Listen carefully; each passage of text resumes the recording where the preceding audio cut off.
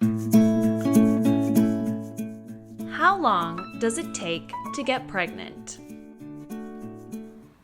Hi, welcome to week 3 of 40 Weeks with Dr. Martin. Now that you've decided to try to get pregnant, you're probably anxious for it to happen already. Now, odds are it didn't happen on the very first month you tried, although congratulations if it did. This week, we'll talk about how long it typically takes to get pregnant when you're trying to conceive, including after stopping certain birth control methods and as you age. I'm Dr. Eva Martin. I graduated from Harvard Medical School and trained in OBGYN. I am passionate about giving you honest, straightforward answers to all your pregnancy questions here on 40 Weeks with Dr. Martin. Let's dive right into the first question. How long is it going to take for me to get pregnant? Now, I know you probably want me to give you a hard number for these things, but I can't. Everything we talk about today are statistics, and all of the statistics come from studies done on either highly selected populations of people with certain characteristics in common, or from large studies looking at giant populations of people with very little in common one to the other. It all goes to say, I wouldn't put my money on it on any certain one statistic counting for any certain one person. In general, of couples trying to get pregnant, about 30% of women will conceive in 1 month, about 60% in 3 months, and 80% in 6 months. After 1 year of trying, over 85% of women will get pregnant. Roughly 10% of couples are diagnosed with infertility, and their odds are lower of conceiving without treatments. The technical definition of infertility is no pregnancy within 1 year of trying for those younger than 35 and 6 months of trying for those 35 and older. But wait, are you timing intercourse? If you've seen week 2 of 40 Weeks with Dr. Martin, you may be trying to time intercourse to match with your most fertile periods. And yes, if you've done your homework and you're timing sex with fertility, you do get bonus points. The following stats are from a study of German couples trying to conceive and timing intercourse every month to coincide with their fertile window on the calendar. After 1 month of trying, 38% of couples were pregnant. After 3 cycles, 68% of couples were pregnant. Both of these are about 8% higher than the rates when people weren't specifically trying or they weren't looking at a population that were all specifically trying every month. After 6 cycles, 81% of couples were pregnant, and after 1 year, 92% of the couples were pregnant. Overall, after half a year, the vast majority of couples had conceived. Now, if you are like me, your first question when looking at this data is likely, well, how old were all these fertile German women? And you would be correct to ask this. One of my most memorable lectures in medical school was by the fertility specialist, or REI doctor. She told us that after age 27, our fertility drops. Now, newer research is pointing to age 32 as the point at which fertility stops dropping, but nonetheless, that threw the question of pregnancy and fertility right in my face. If I didn't get pregnant immediately, did that mean I was doomed? Nowadays, it is common for women to delay having children until their late 20s, 30s, or even early 40s. But we often worry about the effects of waiting, while we try to ignore our mother-in-laws talking about our biological clocks ticking. While some high-profile tech companies are offering their employees egg freezing and delaying tactics, the rest of us are wondering, how is our age affecting our fertility? Here's the plain truth. Your eggs have been disappearing since the day you were born. Actually, even before you were born. Your ovaries had their maximum stock of eggs when you were a fetus at just 20 weeks of gestation. At that point, inside your mother's uterus, you had 6 to 7 million eggs. By the time you were born, you had 1 to 2 million eggs. By the time you hit puberty, you had around 300 to 500,000 eggs left. And the number just declines from there, down to about 25,000 at age 37 and 1,000 at age 51 when most women hit menopause. As I mentioned, fertility starts significantly declining around age 32, and more rapidly even after age 37. But that doesn't count for any individual person. You can probably remember a friend who was surprised with a little brother or sister when you were a teenager, even though their mom was in her 40s. Let's get back to our original question. How long does it take to get pregnant?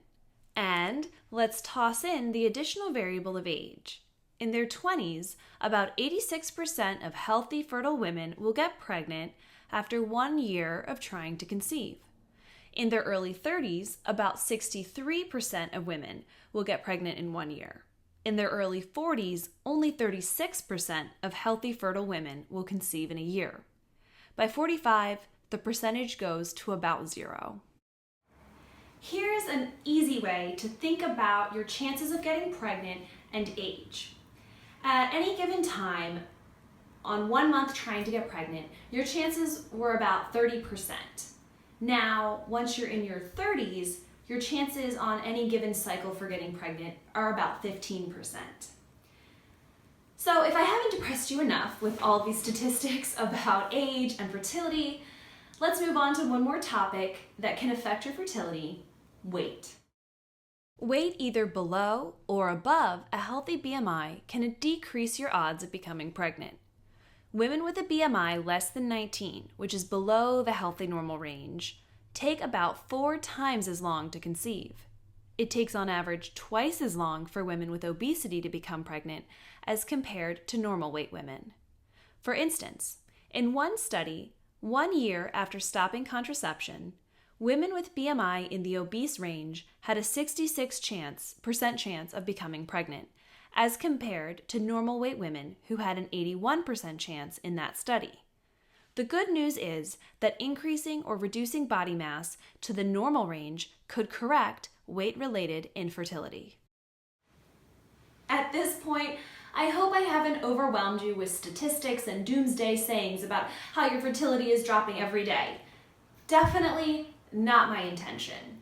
What I'm hoping is that by having all of these statistics and getting an idea of what are normal time frames for most women and women in the general population, you'll feel comforted if you didn't get pregnant on that very first month or the very second even. It's totally normal for it to take a couple months to happen. So now I'm going to move on to the very last topic, which is how long does it typically take to get pregnant after stopping certain forms of birth control? The most common contraception in the US is the birth control pill, which most women take every day and often contains forms of the hormones progesterone and estrogen. After stopping the pill, about 57% of women are pregnant within 3 months and 81% after 1 year. You can see that these rates are basically identical to those for the average woman. However, it's not unusual for it to take a couple months for the pill to wash out of your system and for full fertility to be restored. I feel like I shouldn't have to say this, but I will. You can't just stop taking your pills and expect them to keep working for another month. That's not how it works. The second you stop taking birth control, consider yourself fertile. Another increasingly popular and very effective form of birth control is the IUD, or Intrauterine Device. After removing the hormonal IUD, has brand names like Mirena or Skyla, all women in one study became pregnant in the first month. It's totally normal if your body takes a few months to restore its natural cycles after removing a hormonal IUD, but consider yourself fertile the second it's removed. Considering all IUDs, so that includes copper ones and the hormonal ones, it took women about 1.6-fold longer to conceive as compared to women who had been using condoms for birth control prior to stopping contraception. Finally, injectable hormonal birth control, also known as DEPO, will obviously inhibit conception while it's still in its active time frame of 3 months. After stopping getting injections, it takes women about 3-fold longer to conceive as compared to women stopping using condoms. Within 6 months, 34% of women who had formerly been receiving injectable contraception became pregnant in one study. Basically, fertility is restored immediately upon removing an IUD, within a month or so after stopping the pill, and within a few months after stopping depot shots. Of course, shouldn't need to say this, kids, but I will, always consider yourself fertile as soon as you go off any birth control method. Here's the take-home message for this whole episode. If you're trying to get pregnant and it's been over a year and you're under age 35, now it's time to go see a doctor. If you're over age 35, then go and talk to your doctor after you've been trying for 6 months without a positive. I hope that you found this helpful. For those of you itching for me to give you a perfect number that'll exactly describe your odds, sorry about that, warned you at the beginning.